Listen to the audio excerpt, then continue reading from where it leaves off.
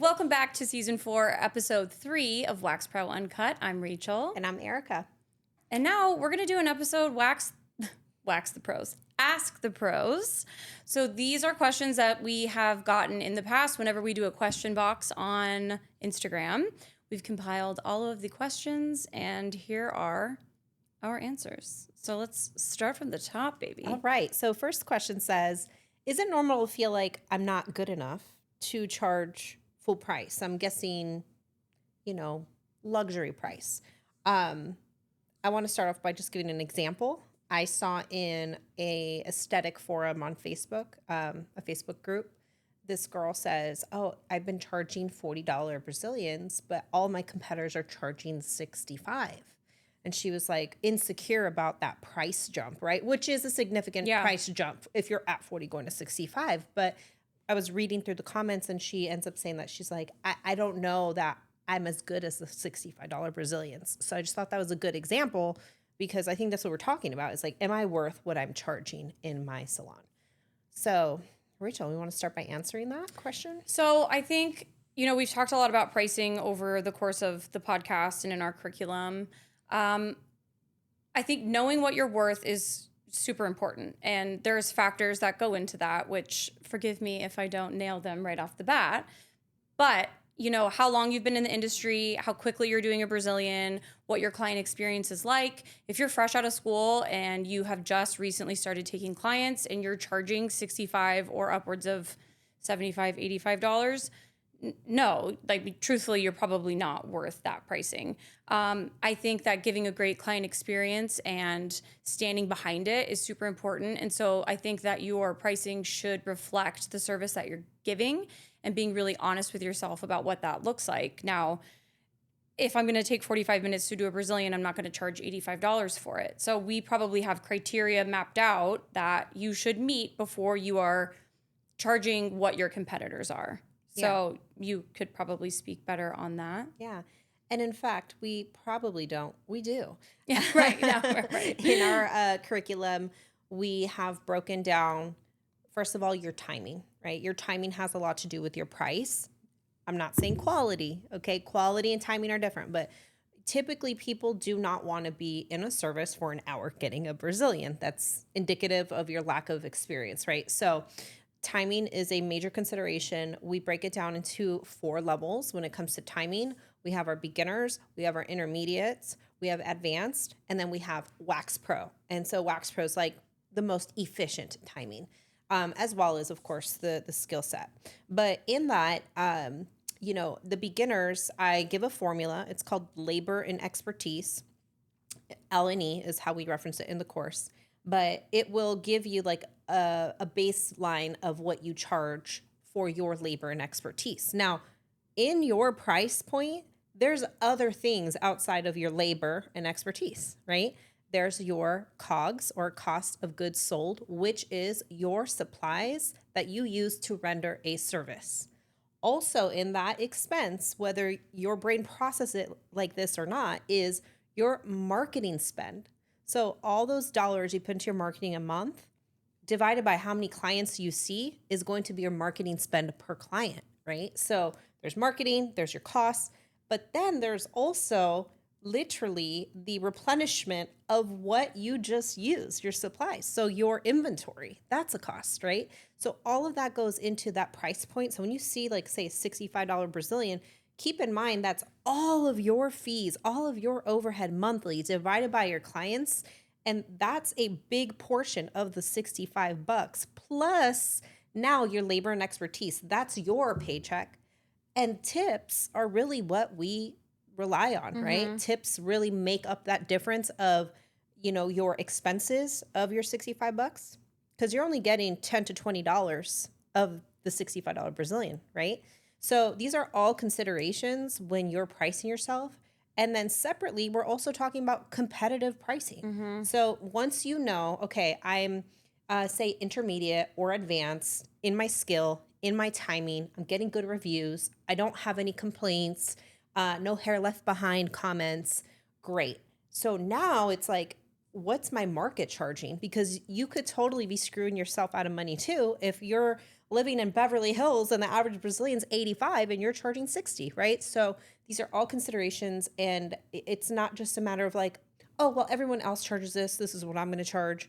No, your skill has to be there, and your overhead is a major consideration of that price. So let's say like your L&E and your COGS then put your price at $105 for a Brazilian and your competitors are charging $70. What would that say to you as a waxer? Yeah. You need to reevaluate. Yes. That would tell me that you are poorly managing your money. You're probably in a really effed up lease agreement. You're paying way too much. You're probably in a suite, like one of those large suites that charges like, $500 a week, which I couldn't float. I couldn't float because I won't. That's crazy. Yeah. Like that would cut into my profits majorly. So you're paying too much for rent. You're paying too much in marketing or your supplies. You need to shop smarter. So, I mean, that's a really good question for sure. So next question we got is, I still get nervous before every wax. Does that ever go away? Yes. It does. I remember those days, and not fondly. Those were hard times. I hate that. The like sweaty palms, like you're thrilled to have people on your books, but then you're like so anxious before they come in. That for sure goes away. Now, if we're talking like you're 2 years into your career and that's happening, I think maybe you need to reevaluate if this is the industry for you. So I think there's for sure like a grace period of the first 3 to 7 months of like maybe you're not nervous when you have a lip wax or a lower leg, but Brazilians still make you flighty. That's fine and fair. But if your nervous system is telling you otherwise after 2 or 3 years in this industry, I think maybe you need to reevaluate. Yeah. What do you think? Your job should not cost you your mental health. No, not at all. So for me, no, except for new male Brazilian clients. Right. When you have no idea what you're walking into. Right. Because honestly, there's far more variation in male anatomy than female anatomy. In the scrotum particularly, right? So you don't know what you're going to get until you see it. So there's that. And honestly, like even myself with how I carry myself and the experience I have with male Brazilians, there's still a little question in my head if he's a first-time client. And by the way, I only take referrals for male Brazilians. Like I need basically a reference check, right? But I'm still like, don't be weird. So yeah, I do think about that. It's always in the back of your head. And so I want to back up and redact my answer. Redact is fully remove, right? Pterodactyl. Okay, yes. I want to refine, edit my answer. I want to pterodactyl this real quick. No, I agree with that. If it's a new person, for sure. Like I'm how far into my career, 15 years of waxing. When I have a first-time client, and especially one who has communicated before their appointment that they are ultra nervous, super particular, haven't done this in a while. They have tons and tons of questions. You can tell, you can feel their energy before the appointment. I'm like, oh God, here we go. Like, because those people, are going to take more energy and finesse and all of the things. And so they're higher risk. Yeah. So it's like I have all my regulars booked in the morning. I have this new client. And then it's like I'm waiting my whole shift to just get this new client done 99.9% of the time. It's fine. And I know how to handle it still, but I'm not put in that situation very often anymore. So you do have to kind of revert back to like, okay, I can do this. I know how to do this. But the super worrisome clients that you can tell are going to be really high stress, I take on that stress. You're like, honey, it's a wax. It's it's not. Everything's gonna be fine.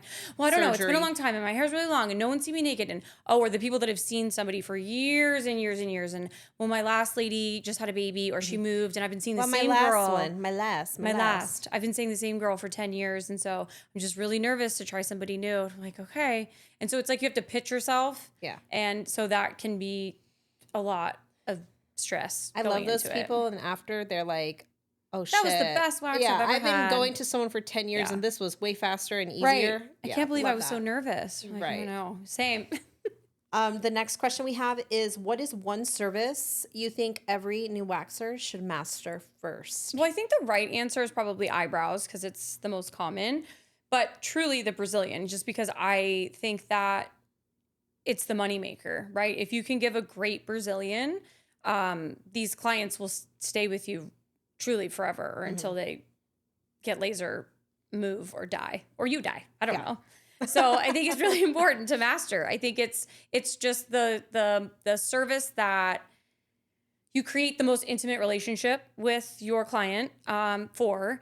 And so if you can handle it really well from the beginning in terms of skill and client care, then it will set you up with a foundation for success for all of your clients moving forward. If you can give a great Brazilian, I think you can give a great lower leg and a great eyebrow, and that you can do all the other services well if you can handle the one that takes the most client care. Yeah. What about you? I mean, okay, to me, the question is which one should you master first, right? Now, the BB, Brazilian brow combo, like you absolutely have to be good at They're your them. bread and butter. For sure. Bread and butter, BB. It all works. However, plot twist, I think that you have to master a full leg. Yeah.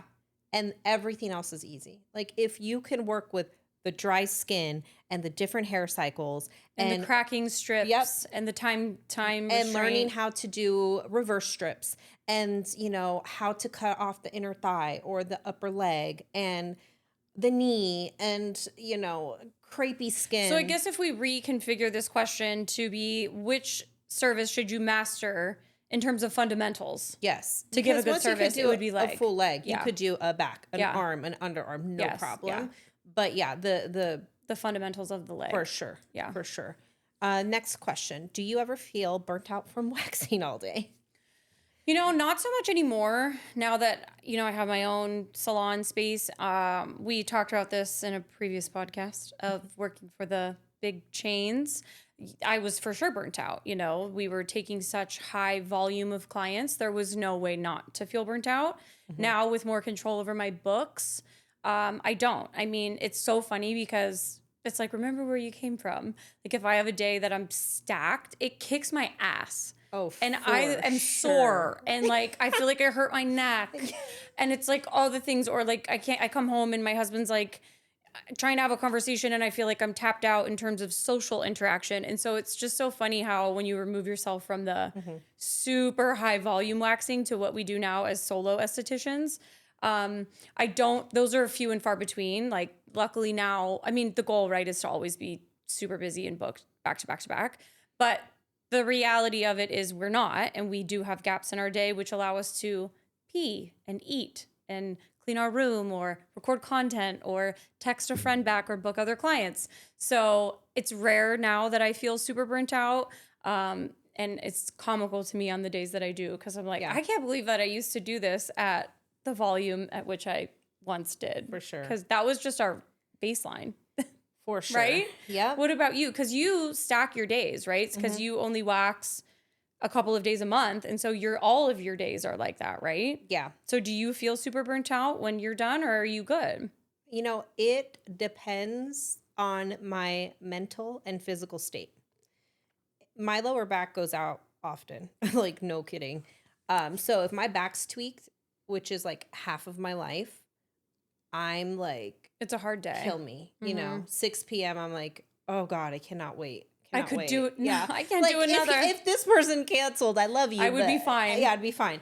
But I do it to myself, and I'm fortunate that I'm able to do that, right? And also my services, I do incorporate facials and back facials because I have male clients. And so, you know, those services are very tedious and long, and I'm using my hands. I'm doing arm massage and their neck, and, you know, so it's a lot more physical work. So yeah, there's days where for sure I feel burnt out. But for the majority, if I'm like, I slept the night before, I stretched. Yeah, my full 8 hours. No, for real. I know. I have a routine now. You know, I'm turning 36. I got a foam roller. You know, I got my little lacrosse balls. I'm like, I have to take care of my body. Yeah. Fatigue mats are really important. The shoes you wear, super important. All the things. Invest in a chiropractor. Invest in a massage therapist. Acupuncture, stretching. For sure. Drink your water. You know, things like that. They all help you like be in the right state of mind to go into that and not dread it. And you shouldn't dread it.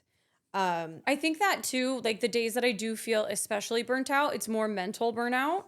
Like when I look at my books and I know I have challenging clients or a few of my challenging clients all on the same day, it's not even so physically I feel burnt out. It's like what those clients take from me. Sure. Yeah, That that's a solid. is so hard. Yeah. Like I have quite a few clients that they make a lot of money and they live in a different tax bracket than I. And when they You've come said in, that I before. swear to God, it was a few weeks ago, and I had like 3 of them back, my Richie Riches, they were all back to back. And it truly was like, when I was done with the third, I was so drained just hearing their woes and their complaining. And I swear to God, this woman complained because she had to fly. Oh, you said this before. Did I? Yeah, on She a was podcast. not going to fly private for the first time. She had to fly commercial with her And kids her for kid, the first yeah, time. like, God and forbid. She was first class, mind you, but not on a private jet for the first time. And I'm like, we just live such different lives. And it's not me and my character to in the moment be like, oh my God, get over yourself. I'm like, oh, that must be so hard. Wow, you must be so stressed. She's checking out. I'm That like, good must luck be with the so hard. flight. You know, here I am just like playing this part, and it's just a lot. And then, you know, Yeah. the next one comes in and she's complaining that she's exhausted and fighting with her husband after traveling for 6 weeks of the last weeks of July and August of Phoenix summer. And they spent 3 weeks in Coronado and then 2 weeks in Huntington. And she just wants to be home, and her kids just miss their own toys. And I'm like, none of this matters. Yeah. This is Yeah. just so exhausting. So I think physical exhaustion and mental exhaustion No, are 2 different solid. things. And more now in my career, I feel the mental burnout of like, I don't have it in me to. Yeah, You're a hype an woman right now. energetic Yeah. burnout. I Yeah. think truly, my clients, I'm really blessed. Like I handpicked all of them. They're all my friends, referrals, friends of friends. When they come in, it's tea time. I have a lot of gay guys that are my clients, and I don't know why they got the best tea. You know, Oh, I bet. they come in with their crazy stories. I'm like living vicariously. I love seeing the new boyfriends. I have one client every month. She got a new boyfriend. So I'm like, let me see. Let's you know? see the new guy. Yeah. So I love that. But, and I enjoy those conversations, right? But at the end of the day, I'm like, I don't want to talk. Like that took a lot out of me to entertain everyone. And, you know, I'm with the playlist and I'm like so engaged. And I'm like, how does this feel? And what do you think of that? And because again, I do the other services that honestly, I think that's what takes more out of me. But by the end of the day, I want to go sit at Doty's and I want to have a vodka on the rocks and just sit there in silence. You're like, I want no one to talk to me. No one. Don't hit on me. Don't ask me how my day was. Yeah, and can we talk about this real quick? Let's go tangent for a second. Please. Why can't girls just sit at a bar by themselves? Like if we are sitting at a bar by ourselves. Because I want to buy you a drink. We're not there for attention. We're there because we just waxed ass all day. You're like, and we that's want not to be what your left face alone. says. Your face says hit on me. No, I'm literally sitting there like this. I'm like, You know what you need to do is start crying in public. Nobody. yeah. No one That'll will do talk to it. Yeah. You need, or you just need say I'm to fucking make crazy, it look like like you that. need pink eye Yeah. or like something. Cry, stink, Something. pink eye. I don't know. But Okay, back to Wax Pro. So let's see here. Next question is, what should I post if I don't have a lot of clients yet? So I get that. I think that the what should I post question, whether you have a lot of clients, don't have a lot of clients, I think just the content creation burnout is real, right? Coming up with things to post is hard. We have gone through that up and down in our own personal businesses and in the creation of Wax Pro. I think once you're on a roll to carry the momentum and like slate a month, like if you are finally in a creative space where you can truly think about what to post, do like a brain dump in your notes. But if you're sitting there going, okay, I don't have clients booked today to record like before and afters, well, that's okay because before and afters only get you so far. So you can kind of look at Wax Pro Academy's account as a perfect example. Sometimes we're talking to the client, like what we're posting is client facing of like, what should I do to prepare for a wax if I have a spray tan, or if I have big life events coming, what should my order of operations be? So you could make posts that are client facing, right? And they could be talking head like Erica and I have done. You could do the funny meme ones. You could do your Amazon favorites. You know, we've got lots of tips and tricks in our Post Like a Pro social media course, not to plug it completely. But I think just carrying on the energy of when you are feeling inspired, brain dump. So when you're feeling like I don't have clients in my suite, you can pull from like this bank of your extras is super important. But it doesn't always have to be like, watch me do a brow from start to finish. Watch me do this miraculous eyebrow transformation, because that's not real life. We don't have a lot of that.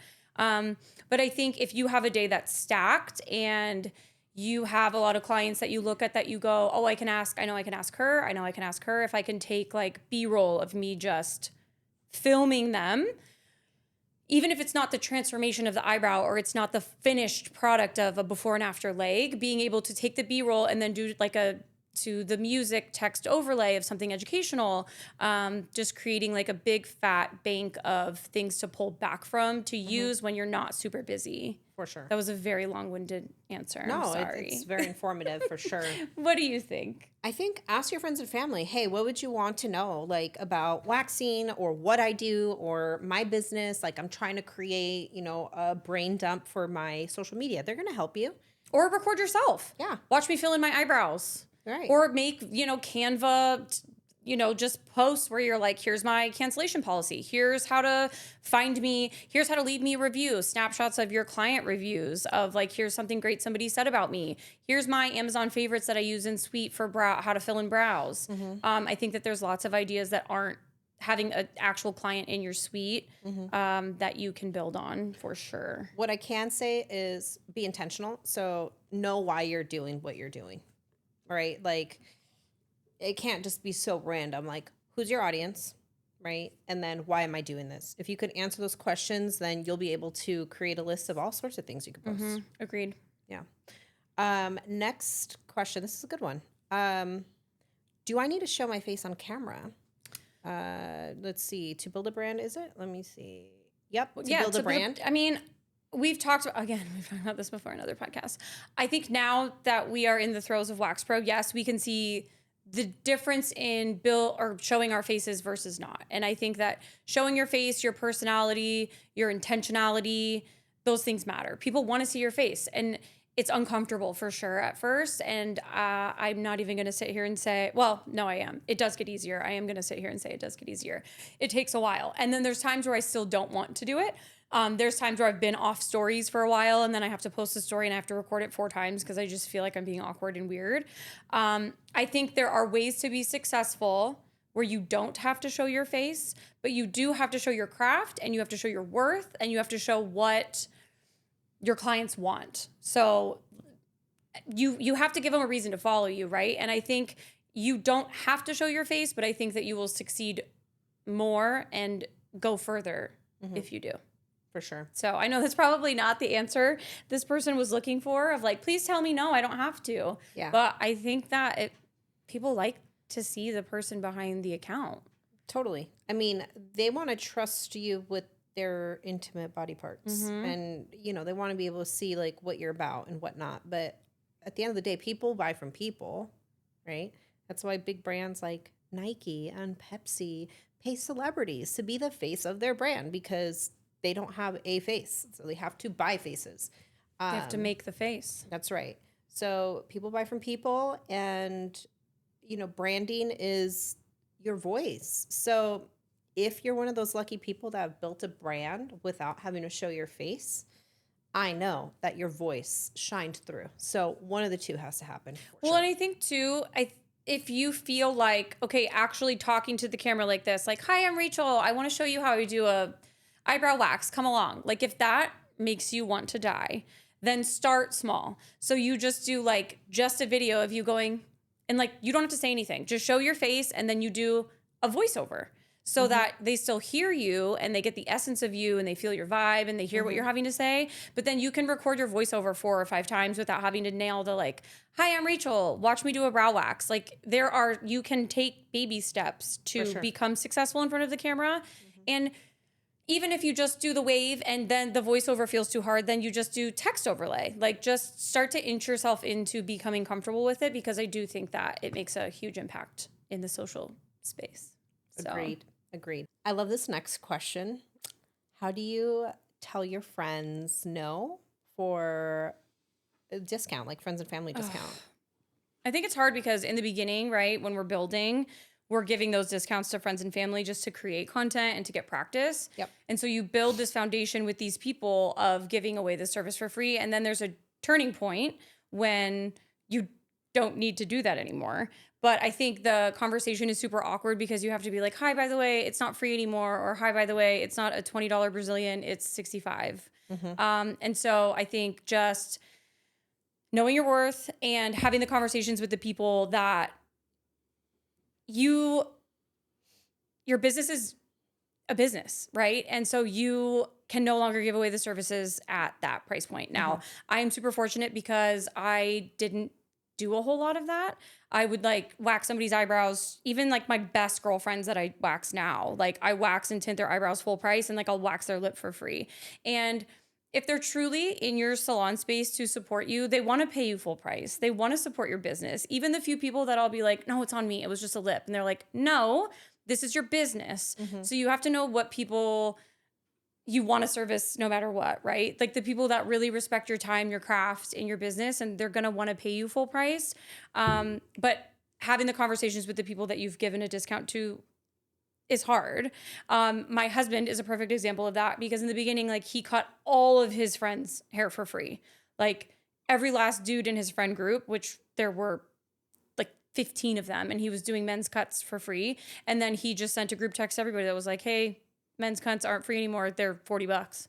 And he lost half of them. And he's like, but that's fine because that time now I can put a full paying client in their spot. Right. And so if people continue to ask for price discounts, deals, freebies, I think just being really firm in your boundaries of what it costs to run your business and what you need to sustain your business, and knowing that if it's not a friends and family member that is going to fill that spot, you'll find a full paying customer to be in that spot. I don't know, you probably have better feedback in terms of like the actual verbiage of what to say to these people or how to handle the conversation. What do you think? Yeah, I have quite a lot of thoughts about this. Number one is try not to sound like an a-hole, but An a-hole. man, I'm trying to watch my mouth for my dad. He hates when we cuss Wait, on the podcast. did you see that your dad commented? Yeah. And then you're like, sorry, next season. So I'm really trying to watch my Well, I potty think mouth. first season, second season, you were like, we can't cuss because my dad watches the podcast.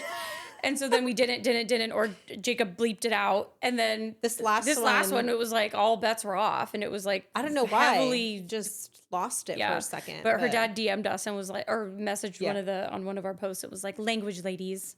Well, and it's funny because I didn't realize it was your dad. And so I just saw the comment come through. I'm like, who is this? And I was like, oh, it's Mark. Never mind. Yeah. Yes, Mark. Sorry. Mark. Sorry, Dad. What is this guy? So here's what I think about the discounts with friends and families and that.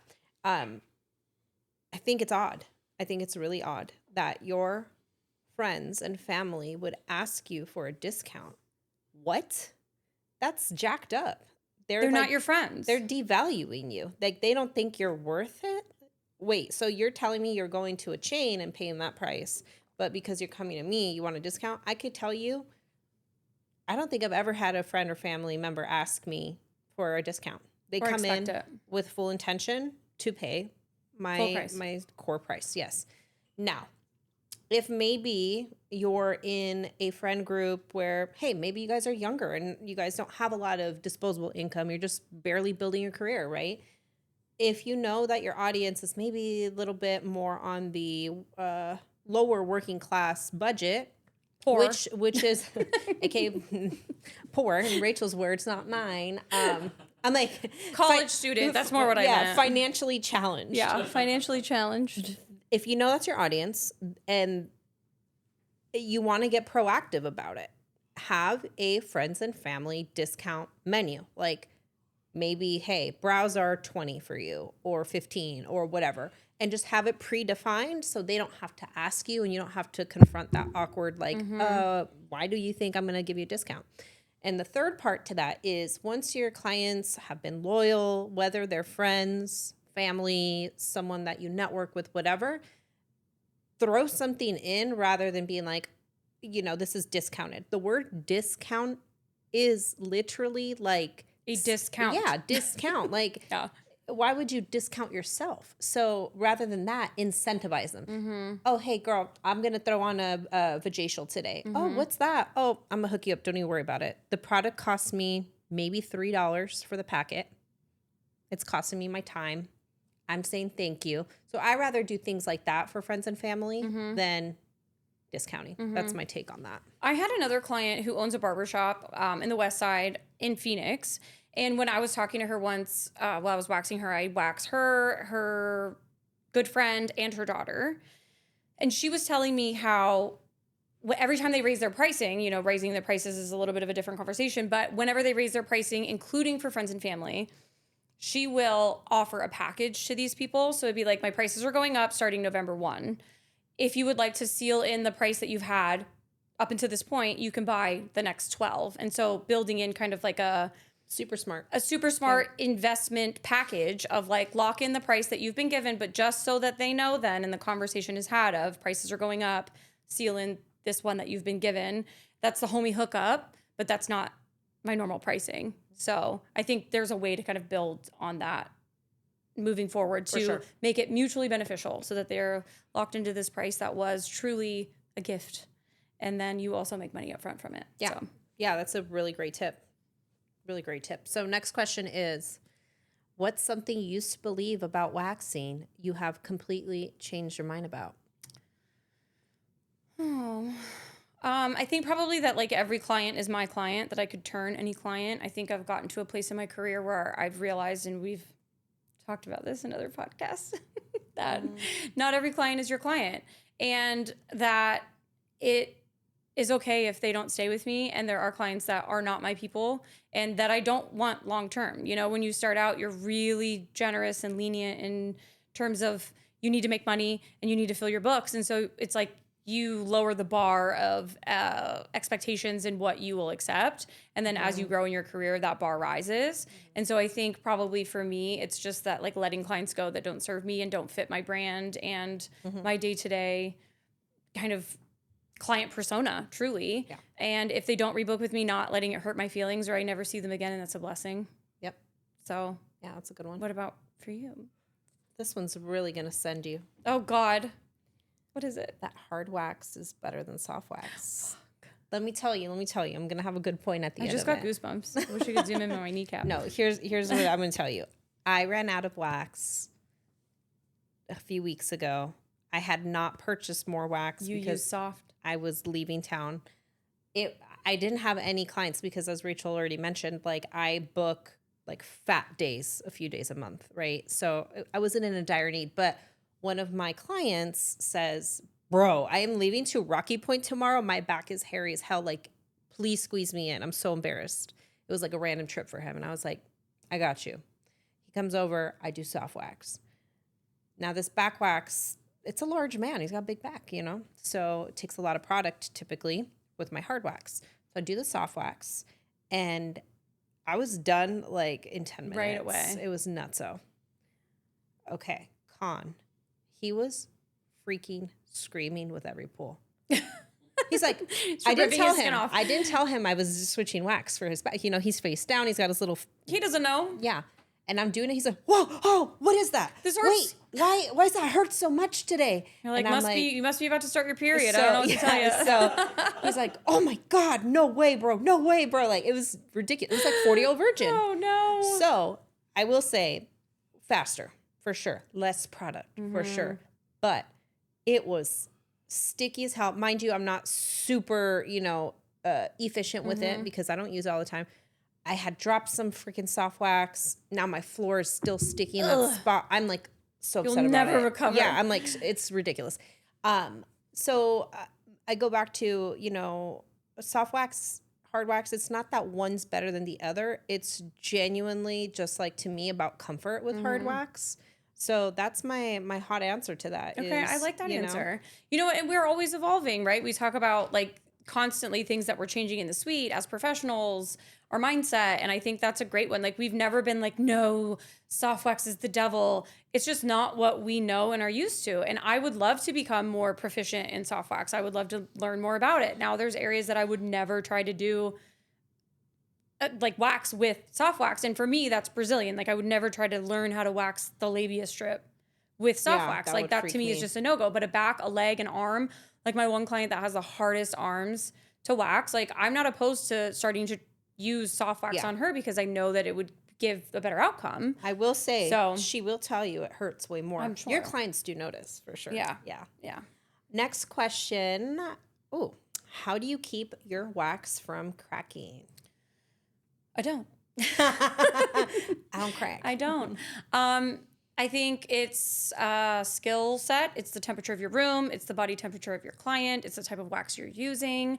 I would be lying if I sat here and said to you like, oh, my strips don't crack. I mean, if you watch our content, maybe we should do a behind the scenes reel of all the times we're creating content and the strips crack and it's like, record it again.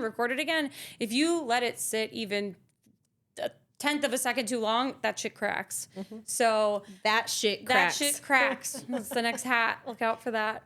But our strips still do crack. I think just knowing your rhythm and flow, and there's certain clients, or if I know that their body temperature is higher, or if I know that my wax is running hotter and that I can't leave it for as long, or I laid it and I know that I laid it thin, like I'm going to wait there and pull it right off. Like those are the things you learn just as a more experienced waxer, that you will get kind of the ebb and flow of what is going to crack. Like there are times now that I lay it and I'm like, that's cracking before I'm even done making the lip. I'm like, that's going to crack. Here we go. Let me take this off. Yep. So I think that's kind of just trial and error and experience in your waxing. Yeah.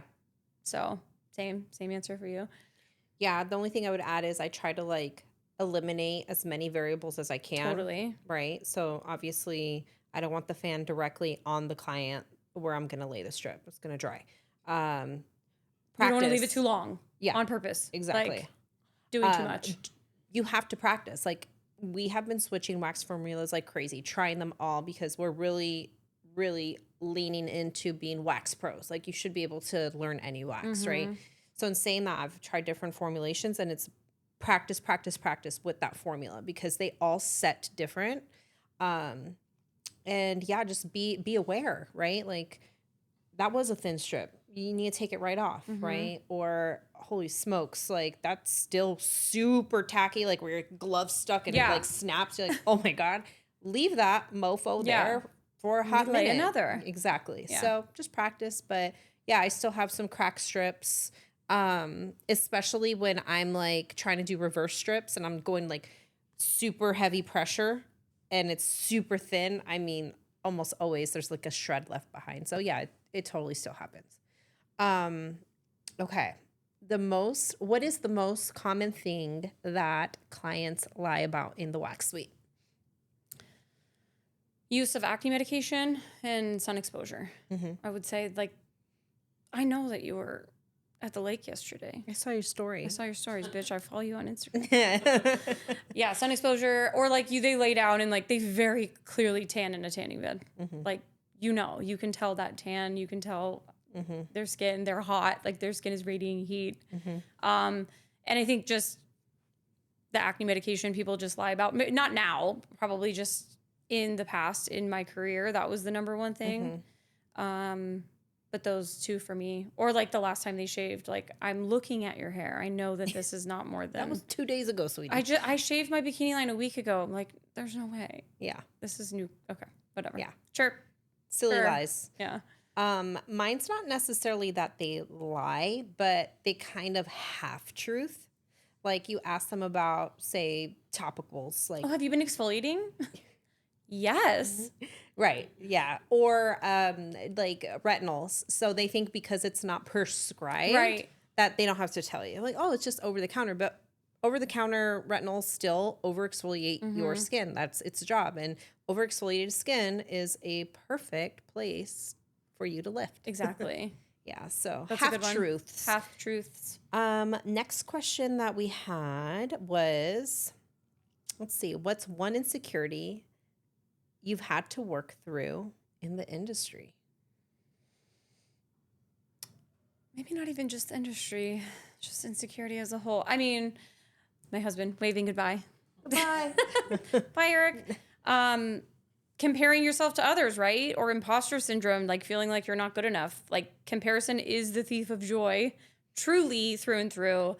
I believe in every aspect of your life. So it's like very hard to look at other estheticians, and we like touched on this with Lauren, of like looking at other people's accounts and how fast they're growing or how many likes they have or views, or it's really hard to not get caught up in that and not to compare yourself to that or feel like you're not doing enough, you're not showing up enough, or the content that you make doesn't matter. Like it does, and it's just hard to take a step back and be like, I bring something to the table. Like I do, and my work is worthy, and my culture of my salon suite is worthy.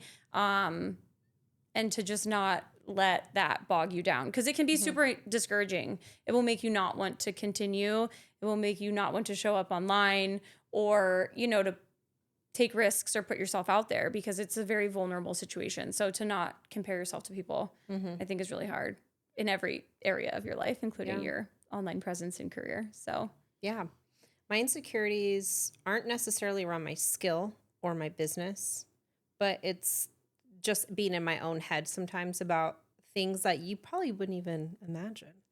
Like, for example, when people ask me about like my romantic life, I like get all weird. I don't know what to say back sometimes, because like your clients, you mean, like in the suite? yes. When my clients are like, so are you seeing anyone new? How are you and that guy? What's your boyfriend say? Like, just like anything about my romantic life, I literally, something happens to me where Like I visceral almost, reaction. yeah, I'm like, and I try to redirect. I don't like to share about my private life. And the second thing, my insecurity is, and I'm being vulnerable on camera right now, is money. Like, I am all about money, and it's sick. It's very sick. I'm like, it's never enough. I'm insecure that like I'm not rolling in the dough like some people I see online. So I guess both of those are comparing, right, to other people. It's like, I feel like with my skill set, my experience, and what I bring to people's lives in both my coaching business and waxing, that I should be a multi-millionaire. And so I need to take a step back and realize like I'm a human too. My relationships aren't perfect. And also like money comes and goes, and I cannot be so fixated with that. Because it's never going to end if like I'm just stuck on the dollar amount in my bank account, right? Or my net worth or whatever I'm looking at. Yeah. So, No, that's huge. Next question is proudest moment as a beauty professional.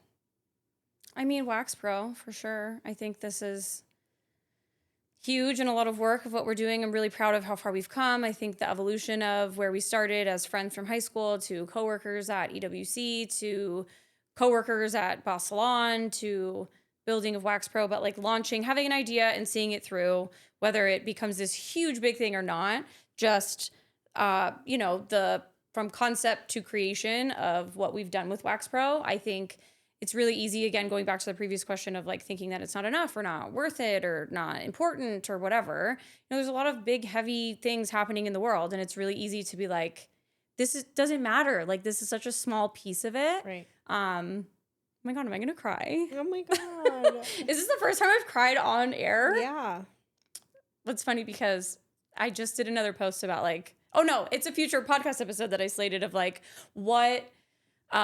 slating it of like who's more likely to cry on air, because we were going to do like the segment where we choose, and obviously it's me. Yeah. So my little, anyway, there's a lot of big heavy angel. and like the heavy things happening, and so it's really, you know, it's easy to like get wrapped up in thinking like it doesn't matter.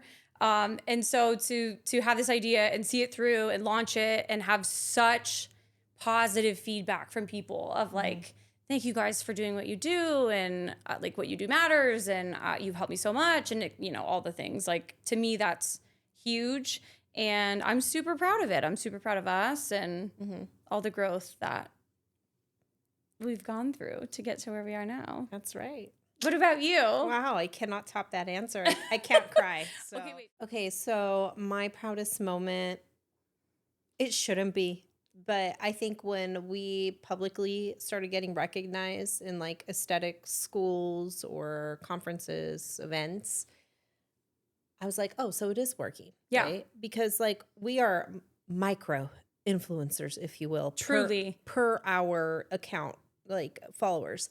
But we are so niche that if you're in the industry, I think if you've been waxing at all, you have either seen us on TikTok or our Instagram. And I think that's really cool that we are slowly, you know, making our name in the industry, and the reputation attached to it makes me very proud. So whether you love us, you hate us, I promise you that either from us or from someone we've interviewed on our podcast, someone we've featured, that you're going to learn something, not just about waxing, about business and life. Or at least you'll laugh at us. Or That hopefully too. with us, but maybe just at us. Okay. What is something about your success that isn't true? Success that isn't true. I mean, I think probably just from the outsiders looking in at the growth of Wax Pro, you know, like, again, talking about like the micro influencers, and we're super proud of our following. Like, no, we're not at 100,000 followers, but we hope to be. And, you know, we're really, really proud of the following that we have on Instagram and TikTok.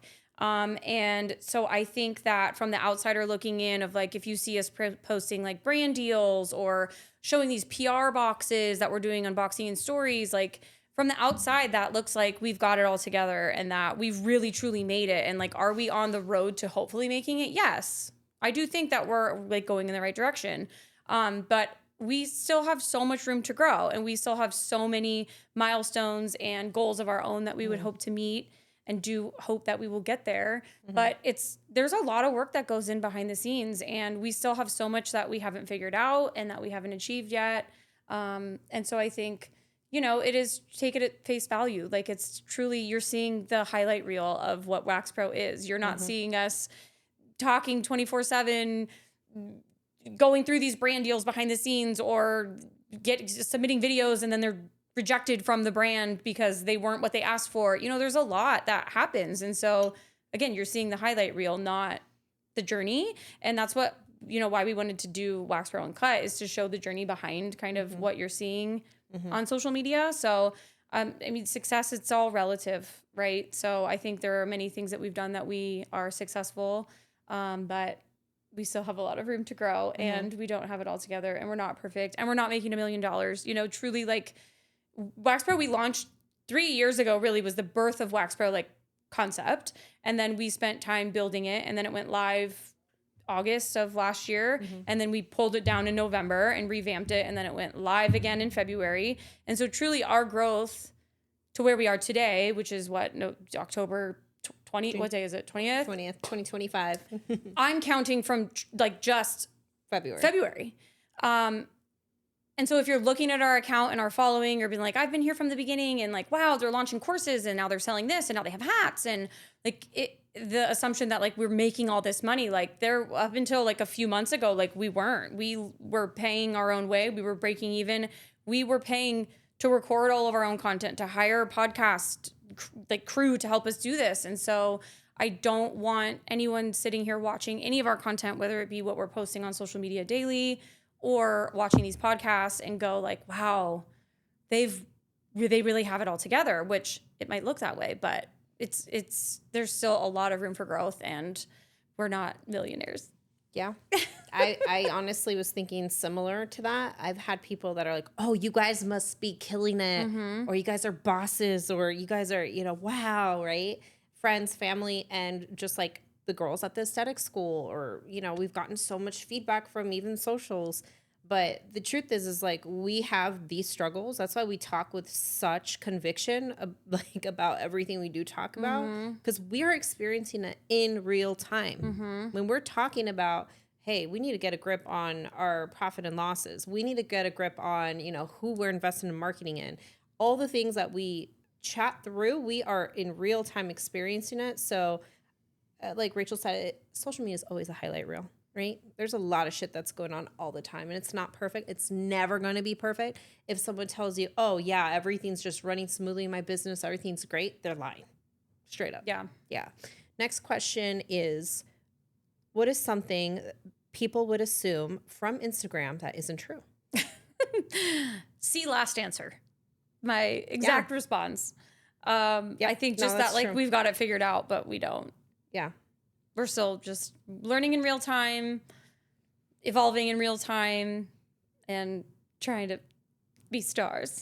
Almost famous, baby. Almost. I think that people may assume that you and I maybe don't get along sometimes, because we had a lot of questions about, like, how do you work with your friend? Do you recommend working with a friend? I don't know. Maybe I'm delusional, but no. I mean, I can't think of a moment where I was like, we're not I gonna can't do make this it. long term with her. Like this was a bad mistake. Like I've had feelings like that with business partners before. I've had many failed businesses before. I am a serial entrepreneur, and I've had partnerships where I just knew, I mean, really early on, like, This isn't gonna. uh-oh. Yeah. Yep. I've never, ever, ever come across that feeling with you. So if maybe that's something I would imagine people assume. Yeah, probably. I think that it's hard, yes, to work with anyone, especially someone that's your best friend. You know, like if you have to work with an investor, right? It's like you're at their kind of, not disposal, but there's terms and conditions when you have an investor. Where this is like we're both in 50-50. We both have ideas and different lives and hopes and dreams for this. And so I agree with that answer. I think that probably people look at us and go like, there's no way that they get along all the time. You can't. We do. Well, we do, okay? And when we don't, we'll do a podcast episode about it. Right. So We'll have a mediator. yeah, exactly. Okay, the next and almost last question. So second to last question is, if you could go back to your first day of beauty school, what would you tell that version of yourself? It's going to be a long road. And you're going to end up so far from where you thought you were gonna, I think. It's crazy. I don't know. I really, truly thought that I was going to beauty school as an in-between before I went back to ASU. And so it's crazy now to look at like, I took a leave of absence. Like I was like, I'm going to take a leave of absence from ASU. I'm going to get my aesthetics license and then I'll go back and get my degree. And so I was just telling me like, hang on tight. Mm-hmm. It's going to be a wild ride. Yep. You're going to hate a lot of it, but there's a lot of growth that came in there. So, yep. I would tell my younger esthetician self, esthetician student, go hard or go home. But actually, I wouldn't need to tell her that because I was born that way. I would tell her, be flexible. Be flexible. Pivot. Yeah, be able to pivot, be malleable. You don't know everything. You got to be able to evolve. Yeah, those are great answers. Yeah. Go hard or go home or go to the bar. Yeah. I did a lot of that and still do. What's the most embarrassing thing that has ever happened to you mid-service? I'm already laughing because I know mine. When I was pregnant, I almost shit my pants. And so I told my client that I needed to throw up because I was pregnant. That's a good excuse. I made it to the bathroom, but I almost didn't. But then she was like, are you okay? I was like, yeah, I need gum. Like totally lying that I just threw up when I was having diarrhea. Did he shart? No. Okay, just God, confirming. No. But she's like, oh, honey, I used to throw up all the time. I'm like, yeah, me too. Out of my butt. What about you? Oh, that's so sweet. I was pregnant, okay? Back off. Okay, so mine was, I was mid-service. I was doing a like brow wax, tint, and facial. I was doing the facial first, of course, but it was with Nick, who was my client. This is like my now best friend and roommate. So he was my client at the time, and I'm just doing his facial, and my cart mid-service that all my stuff was on, like little glass ramekins and all the things. Like the wheel from under it literally just like flew off. Like it like bent in. I don't know how it happened. I didn't touch it. Whole cart falls over. Like when I tell you things were in the air, everything fell, broke. There's glass everywhere. And he had a towel over his face. And he's like, oh my God. He sits up and the towel falls. He's like, are you okay? What happened? I was like, I don't know. I'm not sure. My cart is possessed. It just like did a flip. Like, I don't know what to tell you. And he's like, oh my God. Like the mess looked like, it was crazy. Obscene. Yes. Isn't it funny though, those times where it's dead? Like it's not even that funny. Yeah. But it's just like so absurd that oh my God, makes you laugh so hard. I was freaking mortified. And yeah, we laughed pretty freaking hard. That's good. Yeah, fun questions. So those were all of our questions from our viewers that were submitted on Instagram stories. So if you've been submitting, we actually do something with the information. And thanks for engaging with us and contributing to Wax Pro. Thank you. We'll see you soon. Till next time.